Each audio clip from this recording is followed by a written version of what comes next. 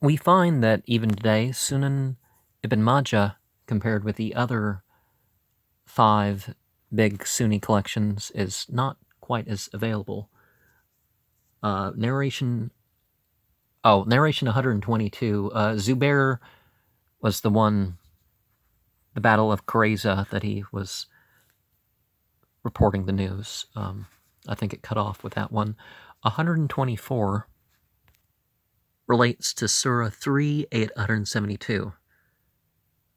Zubair and Abu Bakr were 2 people that, after being wounded, heeded to the call of Muhammad.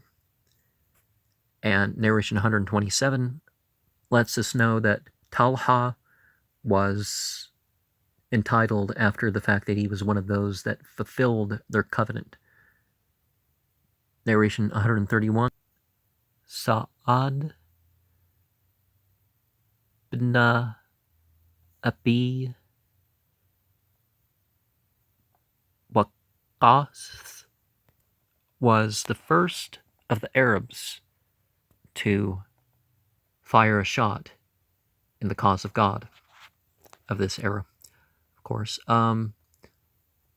Next, Sa'ad bin Abi Waqqas was the third to accept Islam according to his reckoning. So what? Muhammad's wife, Ali, and Sa'ad was the third. But perhaps he means of the older males. That would make more sense. Narration 133 is an abbreviated list of those 10 who were given the tidings of being of the people of paradise in this life. I mean, surely a lot more from the community at the time, but they were the ones entrusted with this information. We have Abu Bakr, Umar, Uthman, Ali, Talha, Zubair, Sa'ad, Abdurrahman, Sa'id bin Zayd was a 9th. The next narration, Ibn Auf, was on the list, and that narration says that Mount Hira, that the group was standing on it, and Muhammad was saying that, telling the mountain to be still, for they only have on it, the only people on it are a prophet and witnesses and truthful ones. Muhammad addressed the people of Najran, and he said to them that he'll send a trustworthy person to them. And he sent Abu Ubaidah bin Jarrah. And narration 137 narrates that Ibn Abd was who Muhammad said he would have appointed as successor if he was the sort to appoint without consulting the people.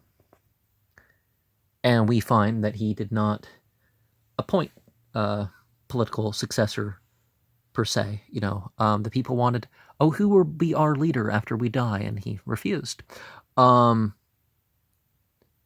He set forth a system, sure. So 357 can be related to Surah 9, 108, which, and they were people who took extra care to use water, not just wipe, after they went to the bathroom.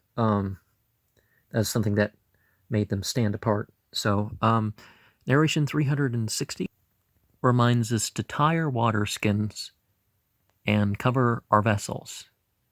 Because honestly, bugs and sediment and all sorts of stuff can get into,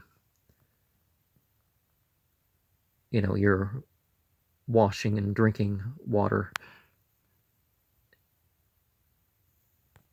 Then we have a narration where it says that Muhammad took care that every night, before going to sleep, he would have his washing vessel covered, his drinking vessel covered, and he would have his toothstick covered. The swak or the pilu or whatever you call it. Then we have that Muhammad made sure to put his charity, directly himself, and to check his own purification. Not that he didn't send anybody on tasks. It's just he didn't order people to do something. He specifically passed on stuff himself. Narration 363 tells us, the vessel of the dog.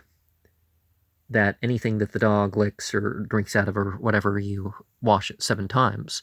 And other narrations elsewhere, like in Bukhari and Muslim, tell us that, we should use dirt or something equivalent.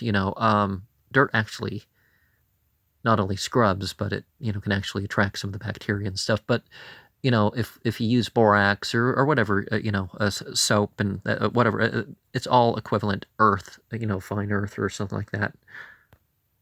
572. Somebody was injured in their head, and they asked some people who didn't know about it, and they insisted that he must wash up for the prayer. And he washed up, and he died. And Muhammad said that you killed him. If you didn't know, you should have asked. Because if it's too difficult, there's allowances made. Unlike a lot of paths where the disabled or the